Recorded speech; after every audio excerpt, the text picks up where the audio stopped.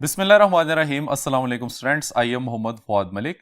Students, हम chapter number 14 कर रहे थे और आज हमने जो आर्टिकल करना है उसका नाम है एमीटर। तो आइए आज का लेक्चर स्टार्ट करते हैं।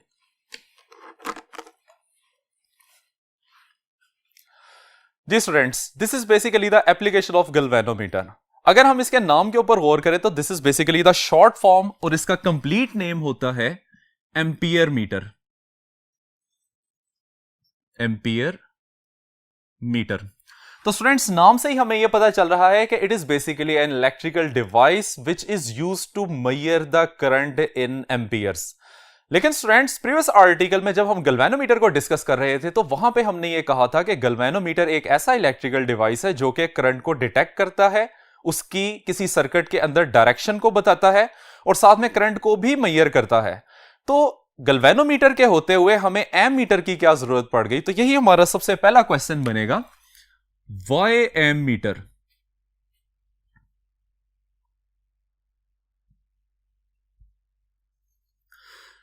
स्टूडेंट्स, जब आप गैल्वेनोमीटर की बात करते हैं तो उससे आप सिर्फ स्मॉलर करंट्स मेजर कर सकते हैं। अगर आपको larger values of current measure करना हो तो हम उसके लिए गैल्वेनोमीटर को यूज नहीं कर सकते। यानी कि हम यहां पे लिख सकते हैं कि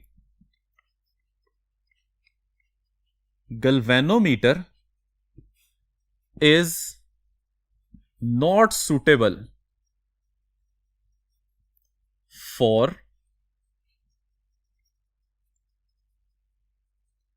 measurements of large currents। यानी कि लार्जर अमाउंट की करंट्स को मेजर करने के लिए आप गैल्वेनोमीटर को यूज नहीं कर सकते। अब गैल्वेनोमीटर को क्यों यूज नहीं किया जाता, ये क्यों सूटेबल नहीं है? तो उसके लिए पहली बात यह है कि गैल्वेनोमीटर के आर्टिकल में आपने एक फार्मूला पढ़ा था जिसमें करंट और डिफ्लेक्शन ऑफ द गैल्वेनोमीटर का डायरेक्ट रिलेशन था। यानी कि पहली बात तो यहां से यह पता चल गई कि ये डायरेक्ट करंट की मेजरमेंट हमें नहीं देता, इसमें हमें डिफ्लेक्शन को देख के उसे एक कांस्टेंट फैक्टर C/BAN से मल्टीप्लाई करना पड़ता है और तब हमारे पास करंट की वैल्यू आती है। तो स्टूडेंट्स, यहां से हमें यह बात पता चलती है कि गैल्वेनोमीटर करंट तो मेजर कर लेता है लेकिन वो हमें डायरेक्ट करंट की वैल्यू नहीं बताता।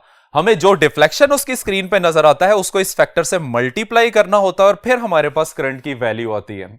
इसके अलावा जो मेजर इशू है वो ये होता है कि the measurement range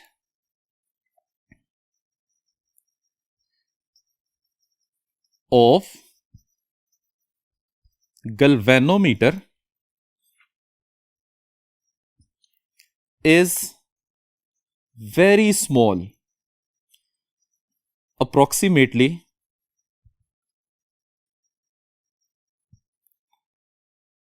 milli ampere. यानी कि जो करंट मेजर की जा सकती है गैल्वेनोमीटर के थ्रू वो ज्यादा से ज्यादा मिली एम्पियर्स में हो सकती है।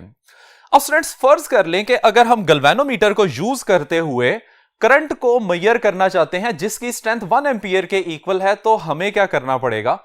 तो उसके लिए देखिए, फर्ज कर लें कि हमारे पास एक गैल्वेनोमीटर है और इस गैल्वेनोमीटर में मीटर मूवमेंट की रेजिस्टेंस Rg के इक्वल है। Students, meter movement basically coil को कहा जाता है। कॉइल जिस वायर से बना होता है उसकी डेफिनेटली कोई ना कोई रेजिस्टेंस होती है और इसको गैल्वेनोमीटर की इंटरनल रेजिस्टेंस से भी डिनोट किया जाता है। तो यहां पे हम इसको Rg से रिप्रेजेंट कर लेते हैं। अब स्टूडेंट्स, गैल्वेनोमीटर के बारे में अभी हमने कहा है कि ये मिली एम्पियर के करंट को मेजर कर सकता है। तो यहां पे सपोज कर लें कि वो करंट जो कि गैल्वेनोमीटर की निडल को फुल स्केल डिफ्लेक्शन तक ले जाता है उसकी वैल्यू 1 मिली एम्पियर के इक्वल है, जिसको हम 0.001 एम्पियर भी लिख सकते हैं। ये हमारे पास इनिशियल सिचुएशन आ गई। अब अगर हम इसी गैल्वेनोमीटर से 1 एम्पियर करंट मेजर करना चाहते हैं तो हमें क्या करना पड़ेगा? हम 1 एम्पियर करंट प्रोवाइड करेंगे और अगर हम गैल्वेनोमीटर को 1 मिली एम्पियर से ज्यादा करंट देंगे तो डेफिनेटली ये तो जल जाएगा। तो हमें क्या करना पड़ेगा कि कोई ऐसा प्रोसेस बनाना पड़ेगा जिससे गैल्वेनोमीटर में से तो Ig करंट ही यानी कि 1 मिली एम्पियर करंट ही पास करे और बाकी का करंट किसी और रास्ते से गुजर जाए। तो इस सिचुएशन में हमें गैल्वेनोमीटर के पैरेलल एक स्मॉलर रेजिस्टेंस लगा के करंट को अल्टरनेटिव पाथ देना पड़ेगा। तो अगर गैल्वेनोमीटर में से 1 मिली एंपियर करंट पास करती है तो बाकी की 0.999 एंपियर करंट उस स्मॉलर रेजिस्टेंस में से पास करेगी, जिसको आप गैल्वेनोमीटर के साथ पैरेलल कॉम्बिनेशन में कनेक्ट कर देते हैं। इस रेजिस्टेंस को RS से रिप्रेजेंट किया जाता है और इस रेजिस्टेंस की वैल्यू गैल्वेनोमीटर की इंटरनल रेजिस्टेंस से 1/100 टाइम्स स्मॉलर हो सकती है, 1/1000 टाइम्स स्मॉलर हो सकती है, 1/10,000 स्मॉलर हो सकती है, या कोई भी वैल्यू हो सकती है, डिपेंड अपॉन के आप गैल्वेनोमीटर को कितना करंट अप्लाई कर रहे हैं। तो स्टूडेंट्स, इस तरीके से गैल्वेनोमीटर का अब का डिफ्लेक्शन हमें 1 मिली एंपियर करंट नहीं शो करेगा, ये बेसिकली हमें 1 एंपियर करंट शो कर रहा है जो कि हमने इसको अप्लाई की हुई है। तो यहां पे स्टूडेंट्स आप देख सकते हैं कि हमने वो गैल्वेनोमीटर जो बेसिकली 1 मिली एंपियर करंट को मेजर कर सकता था, उसको हमने 1 एंपियर करंट मेजर करने के काबिल बना लिया है। अब स्टूडेंट्स, इसके बाद हमने चूंकि स्केल की कैलिब्रेशन करनी होती है, तो कैलिब्रेशन के लिए आप इसी सेटअप के अंदर 1 एंपियर की जगह पे 0.5 एंपियर का करंट प्रोवाइड करेंगे, जिसकी वजह से गैल्वेनोमीटर से भी अब 0.5 मिली एंपियर का करंट पास करेगा और रिमेनिंग 0.4995 एंपियर करंट इस शंट रेजिस्टेंस में से या पैरेलल रेजिस्टेंस में से पास करेगा। तो हमारे पास जो गैल्वेनोमीटर की स्क्रीन के ऊपर पॉइंट आएगा उसको हम 0.5 एंपियर का नाम दे देंगे। बाकी का डिस्टेंस गैल्वेनोमीटर के स्केल के ऊपर उसको हम इक्वली डिवाइड करके एक कंप्लीट स्केल बना लेंगे और इस तरह से हमारे पास ये एक ऐसा मॉडिफाइड गैल्वेनोमीटर आ गया है जो कि 1 एंपियर करंट तक मेजर कर सकता है। अब स्टूडेंट्स, एक एग्जांपल जरा और देखिए। हम चाहते हैं कि यही गैल्वेनोमीटर 1 एंपियर करंट की बजाय 10 एंपियर करंट को मेजर कर सके। तो उसके लिए हमारी इनिशियल कंडीशन सेम है कि गैल्वेनोमीटर की इंटरनल रेजिस्टेंस Rg के इक्वल है और उसमें से जो मैक्सिमम करंट पास कर सकता है, जिसको हम Ig से रिप्रेजेंट करते हैं, उसकी वैल्यू 1 मिली एंपियर के ही इक्वल है। अब जब आप इसको 10 एंपियर करंट प्रोवाइड करेंगे तो हमें ऐसा अल्टरनेटिव पाथ देना पड़ेगा जो कि गैल्वेनोमीटर में से maximum current 1 milliampere flow करने दे और बाकी सारे का सारा करंट उस अल्टरनेटिव पाथ में से पास करे। तो डेफिनेटली हमें यहां पे इस रेजिस्टेंस की वैल्यू को पहले वाली रेजिस्टेंस के मुकाबले में कम करना पड़ेगा और अब होगा कुछ इस तरीके से कि 1 मिली एंपियर करंट गैल्वेनोमीटर में से पास करेगा और बाकी का 9.999 एंपियर करंट अल्टरनेटिव पाथ या शंट रेजिस्टेंस में से पास करेगा। स्टूडेंट्स, अब जो गैल्वेनोमीटर की निडल आपको डिफ्लेक्शन दे रही है वहां पे हम 10 एंपियर लिखेंगे क्योंकि यहां पे हमने गैल्वेनोमीटर को 10 एंपियर करंट प्रोवाइड किया है। अब स्केल की कैलिब्रेशन के लिए हम 10 एंपियर को हाफ कर लेते हैं और यह वैल्यू हमारे पास 5 एंपियर आ जाएगी। 5 एंपियर करंट में से 0.5 मिली एंपियर करंट पास करेगा गैल्वेनोमीटर में से, जबकि 4.995 एंपियर करंट पास करेगा शंट रेजिस्टेंस में से। तो हमारे पास ये एक सेंटर पॉइंट आ जाता है जिसके ऊपर हम वैल्यू लिखेंगे 5 एंपियर की। अब with respect to these two values हम सारे स्केल को इक्वल पार्ट्स में डिवाइड करके उसको कैलिब्रेट कर सकते हैं। तो स्टूडेंट्स, यहां पे देखिए कि हमने वो गैल्वेनोमीटर जो कि बेसिकली 1 मिली एंपियर करंट को मेजर कर सकता था, हमने उसमें चेंजिंग करके उसको 10 एंपियर करंट मेजर करने के काबिल बना लिया है। तो स्टूडेंट्स, अगर हम इस सारी डिस्कशन को कंक्लूड करते हैं तो हमें क्या पता चला कि ammeter is basically a modified galvanometer और मॉडिफिकेशन उसमें क्या की जाती है कि एक सुटेबल लो रेजिस्टेंस को गैल्वेनोमीटर के साथ पैरेलली कंबाइन किया जाता है, जिसकी वजह से गैल्वेनोमीटर, वही galvanometer larger values of current measure करने के काबिल हो जाता है। आइए स्टूडेंट्स, अब हम ऑब्जेक्ट लिखते हैं एमीटर का कि ये क्या काम करता है।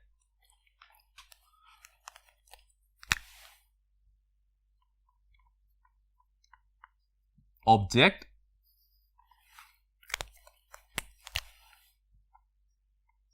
it is an electrical device which measures the current in amperes. ये एक ऐसा इलेक्ट्रिकल डिवाइस है जो कि करंट को एम्पियर्स में मेजर करता है। अब इसको हम किस तरीके से लिख सकते हैं, बेसिकली एक एमीटर कॉम्बिनेशन होता है एक अदद गैल्वेनोमीटर का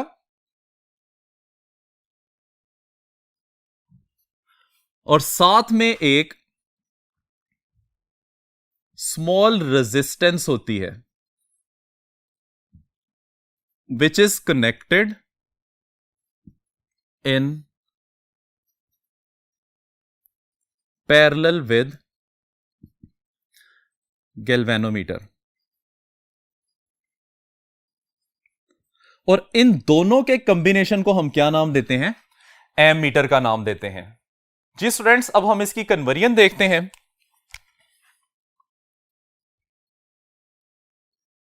conversion of galvanometer into ammeter. Galvanometer को एमीटर में किस तरह से कन्वर्ट किया जाता है? तो स्टूडेंट्स, अभी हमने बात की है कि हमारे पास अगर एक अदद गैल्वेनोमीटर है तो उसके साथ आपने पैरेलल कॉम्बिनेशन के अंदर एक अदद रेजिस्टेंस लगा देनी है जिसको हम शंट रेजिस्टेंस या बाईपास रेजिस्टेंस कहते हैं। गैल्वेनोमीटर की इंटरनल रेजिस्टेंस जो कि उसके कॉइल की रेजिस्टेंस होती है आरजी से रिप्रेजेंट की जाती है और मैक्सिमम करंट जो गैल्वेनोमीटर में से फ्लो कर सकता है उसकी वैल्यू आईजी के ही इक्वल है। ये जो हमने पैरेलल में रेजिस्टर लगाया है its value is represented by R S where S stand for shunt. Shunt का मतलब ही होता है कि एक स्मॉल रेजिस्टेंस जो कि पैरेलल कॉम्बिनेशन में कनेक्ट किया जाता है। अब स्टूडेंट्स, हम इस कॉम्बिनेशन को जो कि बेसिकली मॉडिफाइड गैल्वेनोमीटर या फिर एम मीटर कहलाता है, इसको हम यहां पे हाईलाइट कर देते हैं कि this combination is known as ammeter. इस कॉम्बिनेशन को एम मीटर कहा जाता है। अब स्टूडेंट्स, अगर हम इसके अक्रॉस वी वोल्ट का पोटेंशियल डिफरेंस अप्लाई करते हैं तो वी वोल्ट के पोटेंशियल डिफरेंस की वजह से सपोज कर लें कि I is the value of current which starts flowing into the circuit. I वो करंट है जो कि सर्किट में फ्लो करना शुरू कर देगा। और फिर हमें यह भी पता है कि अगर हम इस पॉइंट को पॉइंट ए का नाम देते हैं तो at this point I current दो पार्ट्स में डिवाइड होगा। एक वो पार्ट है जो कि गैल्वेनोमीटर की तरफ चला जाएगा जिसको हम आई जी से रिप्रेजेंट करते हैं और दूसरा वो पार्ट है जो कि शंट रेजिस्टेंस में से पास करेगा जिसको हम आई एस का नाम देते हैं where I is the current and S stand for shunt. और इस शंट के करंट की वैल्यू क्या होगी? टोटल करंट में से आप आईजी करंट को माइनस कर दें तो ये शंट में से पास करने वाला करंट बनेगा, तो इसको हम लिख सकते हैं आई माइनस आई जी। अब स्टूडेंट्स, हमें किस तरह से इस आर एस को रखना पड़ेगा कि गैल्वेनोमीटर में से सिर्फ आईजी करंट ही पास करे, ना उससे ज्यादा ना उससे कम करंट पास करे। तो इसके लिए हमें इस शंट रेजिस्टेंस की वैल्यू को कैलकुलेट करना पड़ेगा। तो आइए अब हम इसकी वैल्यू को कैलकुलेट करते हैं।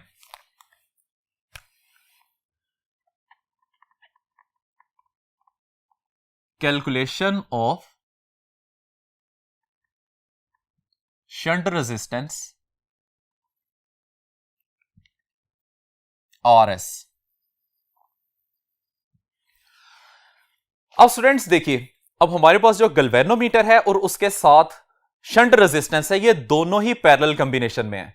अगर गैल्वेनोमीटर के टर्मिनल्स के अक्रॉस पोटेंशियल की वैल्यू हम Vg रखते हैं और शंट रेजिस्टेंस के अक्रॉस जो पोटेंशियल ड्रॉप की वैल्यू है उसको Vs से रिप्रेजेंट किया जाता है, तो पैरेलल कॉम्बिनेशन में आप लोगों ने यह बात पढ़ी थी कि वोल्टेज की वैल्यू सेम रहती है।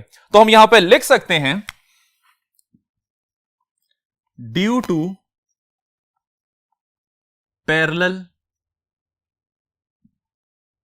combination of galvanometer and shunt resistance,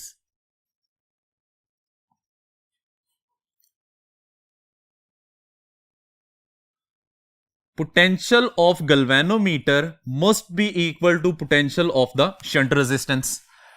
अब स्टूडेंट्स, यहां पे हमने यूज करना है ओहम्स लॉ को। By Ohm's law, Ohm's law क्या कहता है? V की वैल्यू आई आर के इक्वल होती है। तो यहां पे गैल्वेनोमीटर का पोटेंशियल ड्रॉप है, तो उसके क्रॉस फ्लो करने वाला करंट IG और गैल्वेनोमीटर की रेजिस्टेंस RG। इसी तरीके से ये शंट का पोटेंशियल है, तो शंट का करंट IS और शंट की रेजिस्टेंस RS आ जाएगा, जहां पे हमने इसी RS फैक्टर की वैल्यू को कैलकुलेट करना है। अब स्टूडेंट्स, हमें यह बात पता है कि IS की वैल्यू I माइनस IG के इक्वल है। ये वैल्यू हम यहां पे पुट करेंगे तो हमारे पास वैल्यू इस तरह से आ जाएगी, IG RG is equal to I minus IG into RS। RS की वैल्यू को सेपरेट कर लेते हैं, so RS is equal to IG RG divided by I minus IG। ये हमारे पास एक रिलेशन बन जाएगा, जिसकी वजह से आप सर्टन अमाउंट ऑफ करंट, जितने के मेजरमेंट के लिए आपने गैल्वेनोमीटर को एमीटर के अंदर कन्वर्ट करना है, जिसको बेसिकली रेंज भी कहा जाता है। ये हम यहां पे लिख लेते हैं कि this I current is basically representing the range of ammeter. आपने 1 एम्पियर मेजर करने वाला एमीटर बनाना है, 10 एम्पियर वाला एमीटर बनाना है, 100 एम्पियर वाला एमीटर बनाना है, वो वैल्यू यहां आई से रिप्रेजेंट की जाती है। अब स्टूडेंट्स, ये जो शंट रेजिस्टेंस हमने यहां पे यूज की है, इसकी इतनी माइनर रेजिस्टेंस जनरेट होती है जो कि एक कॉपर की वायर के स्मॉल पोर्शन से ही हम हासिल कर लेते हैं। इसकी जगह पे हमें किसी किस्म का रेजिस्टर नहीं लगाना पड़ता, यहां पे हम कंडक्टिंग वायर लगा के इस रेजिस्टेंस की वैल्यू को मीट कर लेते हैं। अब स्टूडेंट्स, अगर हम देखें यहां पे इस रिलेशन से हमें यह बात पता चल रही है कि शंट रेजिस्टेंस का रेंज के साथ इनवर्स रिलेशन है। तो ये आपने याद रखना है कि shunt resistance is directly proportional to range of ammeter. यानी कि अगर आप एमीटर की मेजरिंग रेंज बढ़ाना चाहते हैं, तो जब आप एमीटर की मेजरिंग रेंज बढ़ाना चाहते हैं तो शंट रेजिस्टेंस की वैल्यू को हमें क्या करना पड़ेगा? कम करना पड़ेगा। आइए स्टूडेंट्स, अब हम एमीटर की रेजिस्टेंस कैलकुलेट करते हैं। Resistance of ammeter. अब स्टूडेंट्स, एमीटर के बारे में अभी हमने कहा है कि it is basically the parallel combination of galvanometer and a suitable small shunt resistance. तो इसका मतलब यह है कि यहां पे गैल्वेनोमीटर की रेजिस्टेंस RG और शंट रेजिस्टेंस RS दोनों पैरेलल कॉम्बिनेशन में है, और दो पैरेलल रेजिस्टर्स के लिए फॉर्मूला हमने पढ़ा हुआ है, तो वो हम यहां पे यूज करते हैं। एमीटर की रेजिस्टेंस को हम RA से रिप्रेजेंट कर लेते हैं। तो ये फॉर्मूला कुछ इस तरीके से बन जाएगा, 1/RA that is equal to 1/, galvanometer की रेजिस्टेंस प्लस 1/, शंट रेजिस्टेंस। इसको सिंप्लीफाई करके अगर हम RA की वैल्यू निकालते हैं तो ये किसके इक्वल आ जाएगी? RG/RS divided by RG plus RS। So this is the value of the resistance of ammeter. ये एमीटर की रेजिस्टेंस की वैल्यू निकल आती है। अब स्टूडेंट्स, एमीटर की ये जो रेजिस्टेंस यहां से निकलती है, इसको बहुत ज्यादा स्मॉलर होना चाहिए। उसकी वजह क्या है? उसकी वजह यह है कि एमीटर को सर्किट में हमेशा सीरीज कॉम्बिनेशन में लगाया जाता है। अब एमीटर को सर्किट में सीरीज कॉम्बिनेशन में क्यों लगाया जाता है? तो उसके लिए देखिए, फर्ज कर लें कि हमारे पास एक रेजिस्टर R है जिसको आपने एक बैटरी के साथ कनेक्ट किया हुआ है और उसके वोल्टेज की वैल्यू V है। तो जब सर्किट को आप क्लोज करेंगे तो हम कहते हैं, सपोज कर लें कि I is the amount of current that is flowing through the circuit. अब स्टूडेंट्स, हमने इस सर्किट के अंदर एमीटर को यूज करते हुए करंट की वैल्यू को फाइंड करना है। अब करंट की वैल्यू फाइंड करने के लिए हम एमीटर को यहां सीरीज कॉम्बिनेशन में लगाते हैं, ताकि सारे का सारा करंट इस एमीटर के अंदर से पास करे और एमीटर उसकी वैल्यू को मेजर कर सके। अब स्टूडेंट्स, जैसे ही आप एमीटर सर्किट के अंदर लगाते हैं तो अब सर्किट की total resistance R, which is the resistance of the resistor of the circuit, और दूसरी रेजिस्टेंस एमीटर की रेजिस्टेंस बन जाएगी। अब ये दोनों रेजिस्टेंसेस आपस में सीरीज कॉम्बिनेशन में कनेक्टेड हैं, तो डेफिनेटली सर्किट की टोटल रेजिस्टेंस बढ़ जाएगी। और अगर हम कहते हैं कि इस सिचुएशन में करंट को I प्राइम से रिप्रेजेंट किया जाता है, तो करंट का फॉर्मूला हमारे पास कुछ इस तरीके से बन जाएगा, which is V divided by total resistance, और टोटल रेजिस्टेंस को हम R प्लस RA से रिप्रेजेंट करेंगे। अब स्टूडेंट्स, डेफिनेटली हमें नजर आ रहा है कि I प्राइम की वैल्यू I से लेस होगी। अब यहां पे तो अनसर्टेनिटी आ गई या आंसर के अंदर एरर जनरेट हो गया, और ये एरर किस वजह से जनरेट हुआ है? ये एम मीटर की अपनी रेजिस्टेंस की वजह से जनरेट हुआ है। तो स्टूडेंट्स यहां से हमें यह भी बात पता चलती है कि अगर आप एक्यूरेट मेजरमेंट्स लेना चाहते हैं तो एम मीटर की रेजिस्टेंस को नेग्लिजिबली स्मॉल होना चाहिए या फिर 0 के इक्वल होना चाहिए, क्योंकि जब आप आई प्राइम की वैल्यू में एम मीटर की रेजिस्टेंस आर ए को 0 कर देंगे तो आई प्राइम आई के इक्वल आ जाएगी। तो स्टूडेंट्स इसमें यह बात आपने याद रखनी है कि जो आर ए रेजिस्टेंस है, R A must be very small. अगर ये ऐसा नहीं है, otherwise it will increase the resistance of circuit and becomes load। और हमने इसको लोड नहीं बनने देना, इस वजह से इसकी वैल्यू हम क्या रखेंगे? 0 के इक्वल रखेंगे। अब 0 आइडियल केस में बन सकती है, तो हम यहां पे लिख सकते हैं for ideal ammeter R ampere is equal to 0। Actual cases के अंदर हम इसको अप्रोच टू 0 कर सकते हैं, इसको 0 के इक्वल नहीं कर सकते। और स्टूडेंट्स इसका कॉम्बिनेशन तो आपने देख ही लिया है कि हम सर्किट के टोटल करंट को मेजर करने के लिए हमेशा एम मीटर को सीरीज कॉम्बिनेशन में लगाते हैं। तो स्टूडेंट्स ये है हमारा आज का लेक्चर। उम्मीद करते हैं कि आपको समझ आ गया होगा। इजाजत चाहते हैं, अल्लाह हाफिज।